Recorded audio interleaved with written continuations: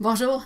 J'aimerais mettre mon petit grain de sel dans le contexte actuel, en pensant particulièrement à des enseignants qui peuvent se sentir brusqués un petit peu parce que ils n'ont pas essayé l'enseignement à distance et puis là, tout d'un coup, ils se retrouvent qu'ils doivent complètement migrer dans un environnement virtuel, en ligne, etc. Ça peut susciter une certaine crainte, des appréhensions. Euh, et j'aimerais faire quelques suggestions qui se veulent rassurantes si ces personnes-là se sentent intimidées à l'idée tout d'un coup de devoir utiliser Moodle, faire des quiz sur Moodle, l'environnement, bon, non, non, non. Moi, ici, je ne vais pas justement mettre l'accent sur Moodle. Je pars de la prémisse suivante. On est dans une situation exceptionnelle, évidemment, une situation d'urgence. Je pense que le but premier n'est pas d'apprendre à concevoir des formations en ligne. Le but premier, c'est de sauver le trimestre. Alors, comme prof, moi, je veux savoir de quoi mes étudiants ont besoin d'ici la fin du trimestre et de quelle façon est-ce que je peux leur transmettre ça de la façon la plus agréable possible pour eux, pour qu'ils se sentent épaulés, qu'ils se sentent encadrés, puis que moi, en même temps, ben, j'y laisse pas ma peau à essayer d'apprendre comment me démerder dans un nouvel environnement que je connais pas, que j'ai jamais fait. Bon. Alors, d'abord, qui suis-je, moi, pour parler comme ça? Je m'appelle Esther Boucher, j'enseigne l'espagnol à l'université depuis maintenant plusieurs années. Et il y a 5 ans, j'ai décidé de mon propre chef de migrer vers un environnement numérique, à distance, etc., parce que ça me tentait vraiment beaucoup. Alors, mes cours ont adopté une formule hybride. On a une classe virtuelle, qui est une classe virtuelle, donc, afin de favoriser des échanges, là, ça n'est pas de la visioconférence. Et on a aussi une plateforme sur laquelle il y a du matériel. Donc, c'est pour ça que c'est une formule, donc, hybride. Et j'aime ça beaucoup, puis malgré tout, bon, il y a quand même une phase d'adaptation. Alors, ce que je veux, c'est simplement partager le résultat d'essais-erreurs, d'en faire bénéficier d'autres, des résultats heureux, là, je veux dire, et en espérant que ça puisse être utile à quelques personnes. Donc, je vais pas parler de Moodle, je vais plutôt proposer des alternatives qui, dans le contexte actuel, me semble peut-être plus facile à aborder que Moodle. Je m'adresse évidemment à des gens qui ne sont pas familiers du tout, avec l'enseignement à distance, avec Moodle, etc. Si vous aimez déjà Moodle, vous faites plein de quiz dessus, ça va super bien, la vidéo est pas pour vous autres, d'accord? Mais si vous êtes stressé ben, à la pensée de migrer vos contenus en ligne, ben, je vais proposer des petits trucs qui, en tout cas pour moi, ont bien fonctionné. C'est léger, c'est rapide, c'est pas compliqué. Et puis, ça permettrait, mon objectif là-dedans, ça permettrait à ce moment-là de transmettre les contenus, mais tout en gardant un contact étroit avec les étudiants pour que, de part et d'autre, tout le monde se sente à sa place et utile. De acuerdo? Todo bien? Vamos! Hasta pronto! Je vais mettre les liens. Il y a des petits tutoriels. Le but, ça n'est pas de faire des tutoriels ici. Je vais mentionner des outils, mais je vais mettre dans la description de la vidéo les ressources, etc., dont je vais parler. Animo! Vamos! Alors, mon fil conducteur, c'est que je pars du principe que disons, j'enseigne en classe, j'ai un présentiel, j'ai 30, 40, 50 étudiants. Peut-être que ça serait difficile du jour au lendemain de passer en mode classe virtuelle avec 50 personnes en même temps.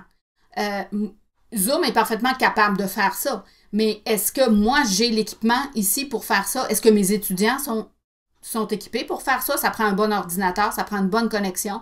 Peut-être qu'au stade où on en est, il est peut-être un peu tard pour envisager ça. Alors, donc, on va passer en mode plan B. On pourrait garder Zoom pour des interactions directes avec nos étudiants, mais pas pour la transmission de la matière. La transmission de la matière, donc communiquer l'essentiel, la matière essentielle qui reste d'ici la fin du trimestre, on peut s'y prendre autrement. L'essentiel, c'est quoi? Ça peut être un concept, on va identifier les concepts, pas les séances de cours, d'enseignement de 2 heures, là, mais les concepts. qu'il faut que mes étudiants sachent d'ici la fin du trimestre. Il faut qu'ils connaissent ça. Et là, je segmente ça, un concept, une vidéo de 5, 10, 15 minutes max. D'accord? Donc, un concept, ça n'est pas un exposé de 50 minutes. Ça, c'est un cours magistral. Pourquoi je veux pas un exposé de 50 minutes? On peut parfaitement le faire. Puis même avec Zoom, on peut s'enregistrer soi-même, puis déposer cette vidéo-là sur le nuage, puis partager avec nos étudiants. Oui, mais c'est parce qu'ensuite, on peut rien faire avec un super gros méga fichier comme ça, de 50 minutes. D'accord? Alors, ce que je propose ici, c'est des choses plus légères que ça. Donc, on a des illustrations, des graphiques, des PowerPoint, quelque chose. Alors, on enregistre ça. Pour les outils que je propose ici, il existe toujours plein d'autres alternatives. D'accord? J'ai fait un tutoriel à propos de Loom, qui est justement un outil qui permet d'enregistrer l'écran de l'ordinateur. Il va superposer notre image dessus aussi, une petite vignette, ça peut être sympathique. Je vais partager le tutoriel. Il y a aussi Screencast-O-Matic qui fait la même chose. Ce sont donc deux outils gratuits qui sont faciles à prendre en main. Une fois qu'on a notre vidéo, bon, on a une vidéo de 5 minutes, 10 minutes, d'accord? Ce qu'on fait, on s'en va sur YouTube, on s'est ouvert un compte Google, donc avec une adresse Gmail. On fait partie désormais de la famille de produits Google. YouTube appartient à Google. Alors, autre vidéo que je vais partager avec vous autres, je ne veux pas rallonger cette vidéo-ci. Comment donc téléverser une vidéo sur notre chaîne YouTube. Et les paramètres, comment configurer les paramètres de partage de cette vidéo-là. Une alternative à YouTube aussi qui peut être intéressante, c'est Vimeo. Vimeo a un petit caractère un petit peu plus professionnel, je dirais, mais c'est la même chose et c'est un format aussi qui va être intéressant pour nous parce qu'ensuite on peut intégrer des vidéos au format YouTube ou bien Vimeo ailleurs pour pouvoir faire des choses avec, d'accord? Alors ici, tiens, on a un beau petit sujet joyeux ici, la danse de la mort, tiens. Alors Vimeo, qui est donc aussi, le plan de base là, gratuit est vraiment généreux puis intéressant. On a donc notre vidéo, d'accord? On va partir avec un exemple. Qu'est-ce qu'on peut faire avec? Ici, j'ai une vidéo sur les paronymes. Alors, je veux faire quelque chose avec cette vidéo-là. Je vais aller chercher le lien de partage de la vidéo. Et ce que je veux faire, en fait, c'est poser des questions à mes étudiants à propos de ce qu'ils vont regarder dans cette vidéo-là. Un outil qui est vraiment chouette pour faire ça, c'est Playposit. Alors, Playposit va nous permettre d'insérer des questions à l'intérieur de notre vidéo. Alors, c'est pas la vidéo qu'on va insérer dans un quiz, c'est l'inverse. D'accord? Alors, ici, on en a, bon, etc. Alors, on peut, juste pour vous donner une idée de la facilité de la chose, si on lui demande, par exemple, de créer les bulbes, là, ça se trouve à être un item là, de vidéo. Alors, oui, c'est correct, merci. On va entrer directement. Alors, voyez-vous, on peut faire un questionnaire à propos d'une vidéo YouTube ou Vimeo. Nous, on va y aller avec YouTube. Ma vidéo était sur YouTube. On colle l'adresse. On a ici, effectivement, ma vidéo. Et il va aller la chercher. Voilà. Et là, à partir de ce moment-là, on a comme un plan de travail d'édition et on commence à faire jouer la vidéo. Okay. Alors, j'arrête ici et disons que là, tout de suite, je veux poser une question. Alors, j'ajoute une interaction. Les questions que je peux poser, ça peut être des questions à choix multiples, avec une réponse courte. Ça peut être aussi juste une pause, en fait, qui demande simplement à l'étudiant de prendre note d'une observation. Il n'y a pas de question à répondre, là. D'accord? Alors, on va se faire un petit choix multiple. Par exemple, el significado cambia, ¿sí? Entre dos parónimos, pues sí, cambia. OK? D'accord. Et là, on continue comme ça, on a mis la réponse, etc. Alors, ce que ça va donner au bout du compte, je prends un autre exemple, là, simplement pour aller plus rapidement. Alors, attention. Alors, ici, voyez-vous, il y a une interaction à propos de ce qu'on vient d'entendre dans la vidéo. Ça va pas bien, je ne l'ai pas bon. Bon. Et on continue comme ça. Voyez-vous, alors ça, c'est Playposit. Donc, Playposit, c'est vraiment chouette. Ça permet de poser des questions et d'avoir des interactions. Et ensuite, moi, comme prof, je peux voir le résultat, d'accord? J'ai ensuite accès à... derrière ici, je peux aller voir.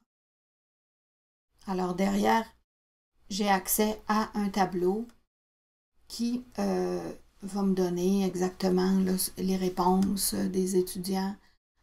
Alors, je peux voir ce qui a pu poser problème et ce qui a été bien compris ou pas. D'accord? Alors, c'est vraiment un outil qui est vraiment chouette. Ça, c'est Playposit. On peut aussi créer des petits quiz. Comme je vous disais, je sais qu'on a Moodle, mais il y a plus léger, il y a plus rapide. En ce moment, je m'oriente davantage vers ça, plutôt que Moodle avec sa grosse banque de questions et ses catégories et tout et tout. Alors, avec les formulaires de Google, on y revient dans un instant. On est donc toujours dans la famille de produits Google. Alors, on peut, à ce moment-là, se créer un compte Google Drive. Alors, je vais placer ici, vous pouvez prendre une capture d'écran. C'est un tutoriel, c'est juste un PDF là, comme ça. Comment s'ouvrir un compte Google Drive. Google Drive va nous permettre de partager un document qu'on peut éditer ou pas. On peut choisir de pas laisser nos étudiants écrire dedans, mais les étudiants, donc, peuvent collaborer ensemble, puis nous aussi, on peut collaborer dans le même document. Alors, vous pouvez prendre des captures d'écran, peut-être, du tutoriel ici. Si vous n'avez pas déjà un compte Google Drive, vous pouvez créer votre compte Google Drive avec n'importe quelle adresse. Vous n'avez pas à utiliser une adresse Gmail. Donc, le tutoriel ici que vous avez pris en capture d'écran vise la création d'un compte et la création d'un premier document et son partage. Donc, alors, ça veut dire que là, ici, mes étudiants ont créé un document qu'ils ont partagé avec moi. Et là, ce que ça fait, c'est que moi, voici un exemple, par exemple, d'un document comme ça. Alors, l'étudiant peut faire son travail dedans avec moi, le type de rétroaction que je peux donner. Je peux utiliser simplement des couleurs, comme je le ferais dans n'importe quel autre document. L'avantage de ça, c'est qu'il n'y a jamais de dépôt de documents, il n'y a jamais d'envoi de documents. La beauté de la chose aussi, c'est qu'on peut configurer Google Drive pour être capable d'éditer le document, même lorsqu'on n'a pas de connexion Internet, et Google Drive va le mettre à jour dès qu'il retrouve la connexion Internet. Alors, en somme, on ne perd jamais rien et il n'y a pas de confusion possible. Alors, je peux donner des interactions écrites comme ça, des commentaires dans le document de mon étudiant qui va les voir par la suite, etc. On peut aussi, si on veut, enregistrer des commentaires audio. Pourquoi pas? Alors, enregistrer des commentaires audio, parce que parfois, c'est fastidieux, puis là, on n'est plus en présentiel, ça peut être lourd. Alors, si on veut donner une rétroaction audio, on peut enregistrer. Évidemment, on a toujours un enregistreur comme Audacity, qui est vraiment génial, mais Audacity demande à être installé dans l'ordinateur, puis c'est pas tout le monde qui aime ça, installer des choses. Alors moi, je vous propose, même si Audacity est vraiment chouette, puis qu'il fonctionne bien, qu'il n'y a pas de problème, mais je propose des choses qui sont en ligne, puis qui ne demandent pas d'installation. Vocaroo. Donc, Vocaroo, alors, c'est en ligne, on va à vocaroo.com, et là, j'enregistre, disons, l'interaction. La rétroaction que je veux laisser à mon étudiant. Enhorabuena, un trabajo fenomenal. On écoute ça. Phénoménal. Muy bien. Alors, on va l'enregistrer. Et là, voyez-vous, Vocaroo me propose, bon, même un code QR, je peux partager ça sur Twitter si je veux, un peu partout. Je pourrais l'intégrer si je voulais. Je pourrais le télécharger. Mais moi, ce que je veux faire, en fait, c'est juste copier le lien que me donne Vocaroo ici. Et là, je vais retourner dans le document de mon étudiant et je vais laisser ici je peux laisser un commentaire ici. Por ejemplo, comentario. Et je colle. Boum. Voilà. Alors, mon étudiante va arriver puis va juste avoir à écouter la rétroaction. Alors, comme ça, voyez-vous, on lui dit de cliquer là. Enhorabuena, un trabajo fenomenal. Phénoménal. Ya está. Muy bien.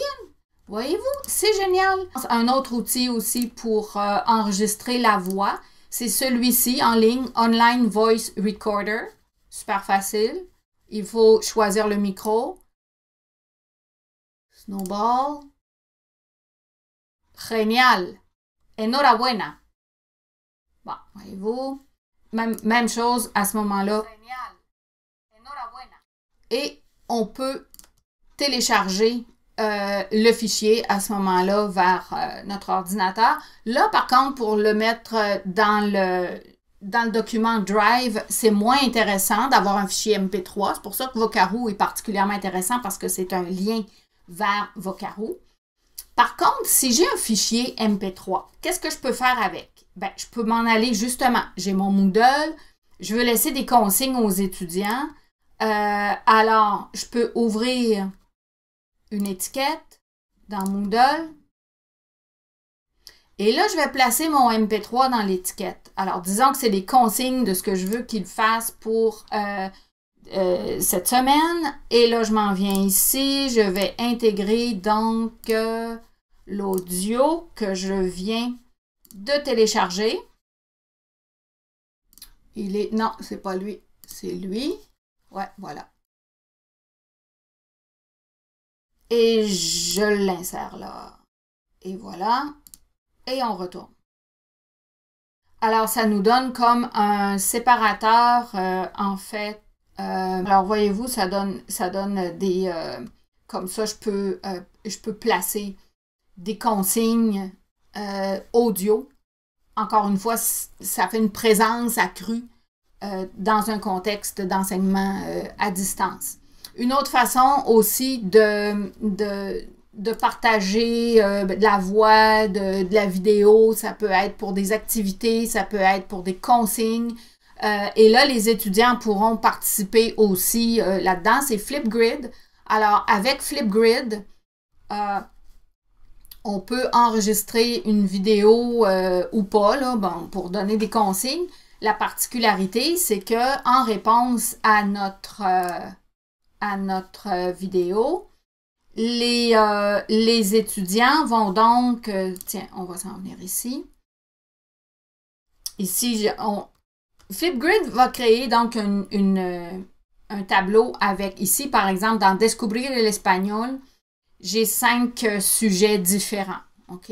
Alors, par exemple, mi palabra favorita. OK? Alors, ici, j'ai ma consigne en vidéo. OK? Et les étudiants ici ont répondu avec chacun leur mot favori. D'accord? Alors. Hola a todos. Mi palabra favorita. Et Flipgrid, en fait, a aussi une application pour le téléphone. L'étudiant peut s'enregistrer avec son ordi ou avec son téléphone. Alors, encore une fois, ça peut faire des interactions asynchrones, mais vraiment chouettes, encore une fois, dans un contexte d'enseignement à distance. Alors, c'est donc Flipgrid. Tout ça, c'est gratuit. Et c'est vraiment, vraiment facile à utiliser. Alors, tout à l'heure, on disait, on peut aussi utiliser les formulaires de Google, finalement, pour faire un petit quiz. Par exemple, ici, comme je disais tout à l'heure, je ne fais pas nécessairement le tutoriel. D'ailleurs, un canal YouTube sur lequel vous allez trouver tout plein de tutoriels. Bon, oui, c'est en anglais, mais c'est super bien fait, c'est concis, c'est Richard Byrne. Il y a un site web aussi, Free Tech for Teachers, et puis c'est vraiment génial. Alors, dans ces listes ici, vous avez déjà plusieurs listes en lien avec des vidéos.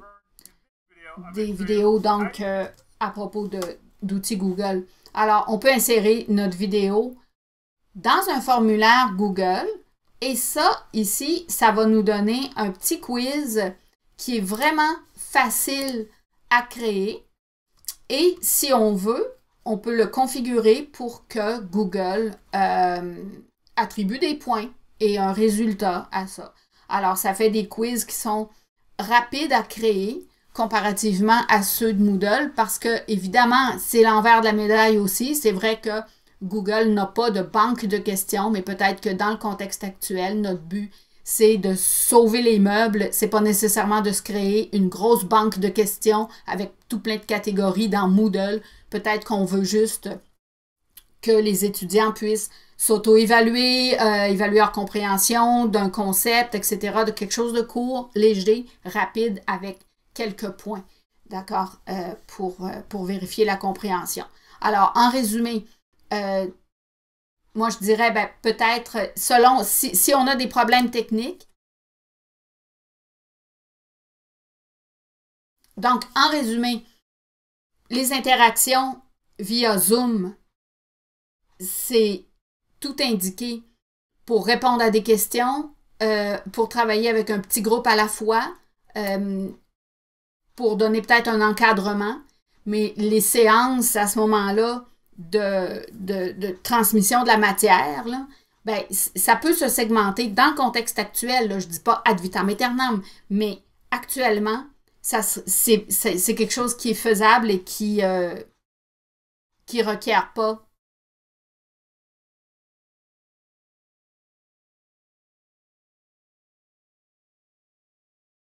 Donc, en résumé, Zoom pour les interactions, répondre aux questions, peut-être des séances d'encadrement. Moi, je me place dans le pire scénario possible. Quelqu'un qui a vraiment un grand groupe et puis que les étudiants ne sont pas équipés pour faire une classe virtuelle à partir de chez eux avec 40, 50 personnes, bon, etc.